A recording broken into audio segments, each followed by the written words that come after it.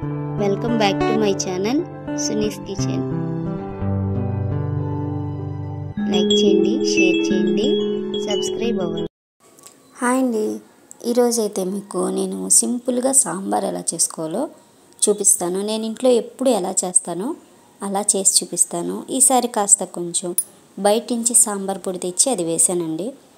రెగ్యులర్గా అయితే నేను ఇంట్లోనే సాంబార్ పొడి చేసుకుని ఉంచుకుంటాను, అది వేస్తాను. ఈసారి బయట నుంచి తెచ్చి వేసాను అనమాట. చూడండి, ముక్కలన్నీ కోసి పెట్టుకున్నాను ఆల్రెడీ. అంటే సొరకాయ, దోసకాయ, వంకాయ, టమాటా, బెండకాయ, ములక్కాయ, పచ్చిమిర్చి అలా అన్నీ కోసేసి ఒక 2-3 స్పూన్లు ఆయిల్ వేసి పొయ్యి మీద పెట్టేసేయండి. ఒక పక్కన నేను పప్పు కూడా పొయ్యి మీద పెట్టేసానండి. ఒక చిన్న గ్లాసున్నర కందిపప్పు పొయ్యి మీద పెట్టేసి ఒక 3 విజిల్స్ రానిచ్చానండి. ఈలోగా ఈ మగ్గుతూ ఉంటాయి. మనకి పప్పు కూడా విజిల్ చల్లగా అయిపోయింది. ఇప్పుడు తీసేసి మీకు చూపిస్తాను. చూడండి, ఈ విధంగా చక్కగా అయిపోయింది కదా. ఇప్పుడు దీంట్లోకి మనం అన్నీ వేసేసి పప్పు గుత్తు చక్కగా మెదిపేయచ్చండి. చక్కగా ఉడికిపోయింది కదా. ఇప్పుడు దీంట్లోకి కావాల్సిన పసుపు, అలాగే దీనికి మనకి కారం ఎంత కావాలో, కొంతమంది కొంచెం స్పైసీగా తింటారు కదా, దానికి తగ్గట్టు కారం కూడా వేసేసుకోండి.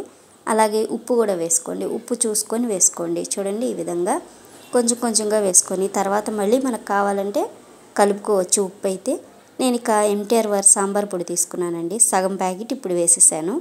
ఇక దీన్ని తిప్పేసాను. చూడండి, ఈ విధంగా మెత్తగా అయిపోయింది ఆల్రెడీ. ఇది కూడా పప్పులో వేసి ఇలా తిప్పేసాం అనుకోండి, ఇది ఒక టేస్ట్ వస్తుంది. ఈసారి చేసి చూడండి ఈ విధంగా. అయితే నేను దీనికి ఒక బత్తాకాయ సైజ్ అంత చింతపండుని నేను కొంచెం వేడి నీళ్ళలో నానబెట్టి రెడీగా పెట్టేసుకున్నానండి. అది కూడా మీకు చూపిస్తాను. చూడండి, ఈ విధంగా ఇక కాస్త చల్లారింది. ఇంకా దీన్ని పిసికేసి ఇప్పుడు మనం పప్పు మెదిపి పెట్టుకున్నాం కదండి, దాంట్లో వేసేసుకుందాం కొద్దిగా. ఈలోగా మనకి ఈ ముక్కలన్నీ మగ్గిపోతూ ఉంటాయి. ఇక పక్కన ఏదైనా ఫ్రై చేయాలన్నా ఇప్పుడే ఫ్రై చేసేసుకుంటా ఉంటే 2 కూరలు కూడా ఒకేసారి అయిపోతాయి.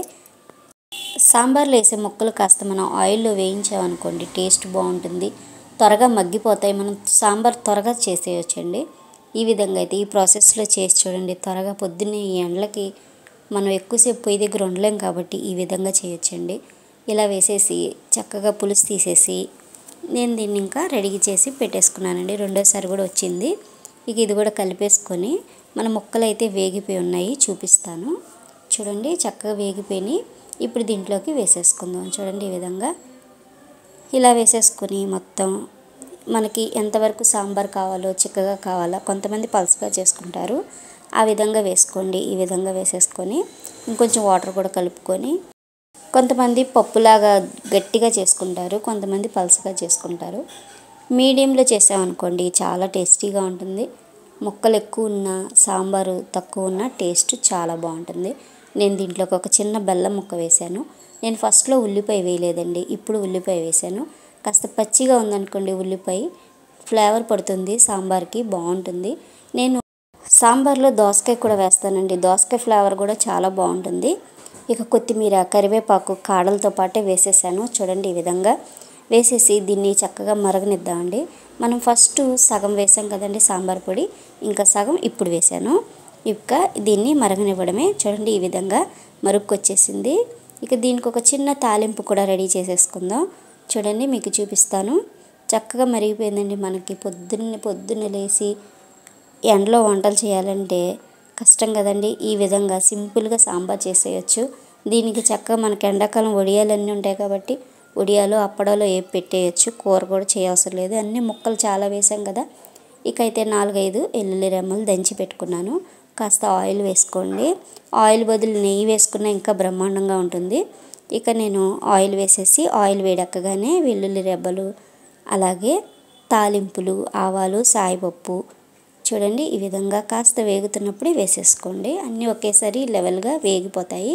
దీంట్లోకి కాస్త మెంతులు కూడా వేసుకోవాలి. మెంతులు, అలాగే కరివేపాకు, ఎండుమిర్చి ఇవి వేసేసుకుందాం. చూడండి, ఇవి కాస్త వేగుతున్నాయి అన్నాక ఇంగువ వేసుకుందాం అండి. ఇంగువ మాత్రం మర్చిపోకుండా ఇంగువ వేసుకోండి సాంబార్లో, ఆ ఫ్లేవర్ అయితే బాగుంటుంది. ఇప్పుడు ఇంగువ వేసేసుకున్నాం కదా. ఇంకా ఇంగువ కూడా వేగుతున్నప్పుడు జీలకర్ర వేసుకోండి. లాస్ట్లో జీలకర్ర వేసుకోండి. ఇక ఇదేనండి తిరగమూత. చక్కగా వేగిపోయింది కదా. ఇక పొయ్యి కట్టేసి సాంబార్లోకి ఇది డైరెక్ట్గా వేసేసేయడమే. చూడండి, ఈ విధంగా సాంబార్లో తిరగమూత పెట్టేశాను. చూడండి, వేగానే ఇలా కలిపేసి మూత పెట్టేసేయండి, పొయ్యి కట్టేసేయండి. ఇక వేడివేడి అన్నంలోకి ఇలా సర్వ్ చేసేయడమే. ఇడ్లీలో కూడా బాగుంటుందండి. చింటి పునుగులు చేస్తాం కదా, చిట్టి పునుగుల్లో కూడా ఈ సాంబార్ అయితే చాలా బాగుంటుంది. మా ఇంట్లో ఫేవరెట్ సాంబారు ఈ విధంగా చేసుకుంటామండి. సింపుల్గా అయిపోయింది కదా, ట్రై చేయండి, టేస్ట్ చేయండి. Thank you for watching my video.